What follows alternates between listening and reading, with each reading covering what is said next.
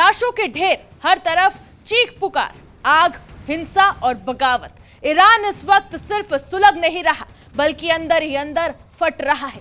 यहाँ सिर्फ मस्जिदें नहीं जलाई जा रही, सिर्फ गाड़ियां नहीं जल रही, यहाँ इंसानों को मारा जा रहा है। ईरान से जो मौत के आंकड़े सामने आ रहे हैं वो किसी का भी दिल दहलाने के लिए काफी है। जो खून खराबा आज ईरान की सड़कों पर दिख रहा है वो उस देश के हालत की भयावह सच्चाई को चीख चीख कर बयां कर रहा है। लेकिन आगे बढ़ने से पहले आइए सबसे पहले आपको बताते हैं वो आंकड़े जो इस पूरे संकट की गंभीरता को समझने के लिए बहुत जरूरी है। ईरान में प्रदर्शनकारियों की मौत को लेकर अलग अलग दावे किए जा रहे हैं। कहीं 2000, कहीं 10,000 तो कहीं 20,000 तक लोगों के मारे जाने की बात कही जा रही है। अमेरिका स्थित एक ईरानी मानवाधिकार संगठन के मुताबिक अब तक 18,000 से ज्यादा लोग मारे जा चुके हैं और यहीं से कहानी एक खतरनाक मोड़ ले लेती है, क्योंकि अब खबर है कि ईरान में कुछ ऐसा होने वाला है जो सिर्फ ईरान ही नहीं बल्कि पूरे मिडिल ईस्ट को हिला सकता है। इस पूरे घटनाक्रम का सबसे डरावना चेहरा है 26 साल का इरफान सुल्तानी। दावा किया जा रहा है कि ईरान के सर्वोच्च नेता खामनेई की फोर्स इरफान सुल्तानी को फांसी पर चढ़ाने की तैयारी कर चुकी है और अगर ऐसा हुआ तो इसके नतीजे इतिहास बदलने वाले हो सकते हैं। दरअसल ईरान में अब उन लोगों को निशाना बनाया जा रहा है जो क्रांति की आवाज उठा रहे हैं।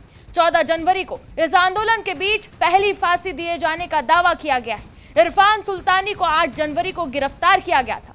सिर्फ 3 दिन में आरोप तय किए गए और अब उन्हें मौत की सजा सुनाई जा चुकी है। यह सब मुहरिब कानून के तहत किया गया है। सबसे चौंकाने वाली बात यह है कि इरफान को कोई वकील नहीं दिया गया, अपनी बात रखने का एक मौका तक नहीं मिला। परिवार से सिर्फ 10 मिनट की मुलाकात, कार्रवाई की गई उसके बाद और यह साफ कह दिया गया कि सजा अंतिम है।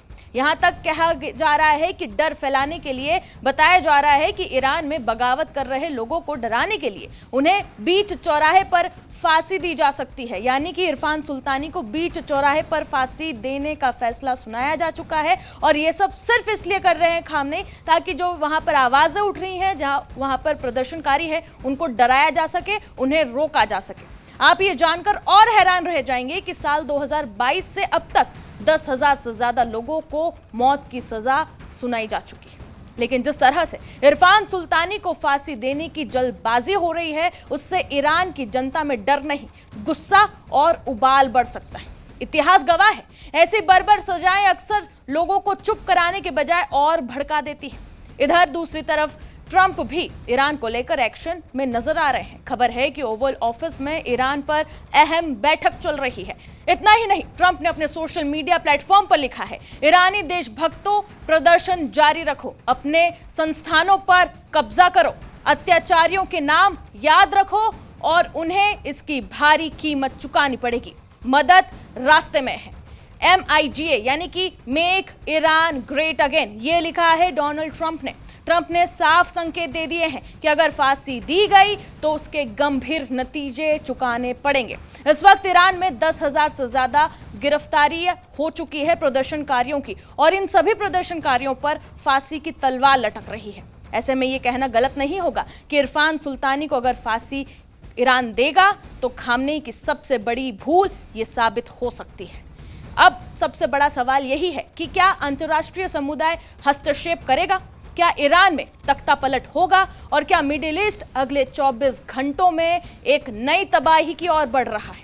हर अपडेट के साथ हम आपको जोड़े रखेंगे। फिलहाल इस रिपोर्ट पर आपकी क्या राय है कमेंट सेक्शन में जरूर बताएं और बाकी तमाम खबरों के लिए जुड़े रहे जी न्यूज़ के साथ।